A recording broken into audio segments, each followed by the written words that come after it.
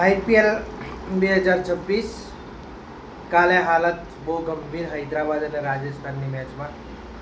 જે ધુરંધરો હતા રાજસ્થાનની અંદર, યશસ્વી જયસ્વાલ, વૈભવ સૂર્યવંશી, ધ્રુવ જુરેલ, બધા જ કાલે એક બી નહીં ચાલ્યા. થોડી ઇજ્જત બચાવી તો રવિન્દ્ર જાડેજા અને ફરેરાએ. અભિષેક શર્મા હૈદરાબાદમાં બી અભિષેક શર્મા 0માં આઉટ થયો હતો. એટલે કાલે ધુરંધરો કોઈ બી ચાલ્યા નહીં. પેલી બાજુ હૈદરાબાદમાં ઈશાન કિશાને સારી બેટિંગ કરી એટલે સ્કોર 216 રન સુધી પહોંચ્યો હતો. એની સામે રાજસ્થાન રોયલ્સ બેટિંગમાં ઉતર્યું હતું. 16 રનમાં 5 વિકેટ હતી. ખાલી 16 રનમાં 5 વિકેટ પડી ગઈ હતી. બધા જ મારવાની કોશિશમાં જ આઉટ થયા હતા.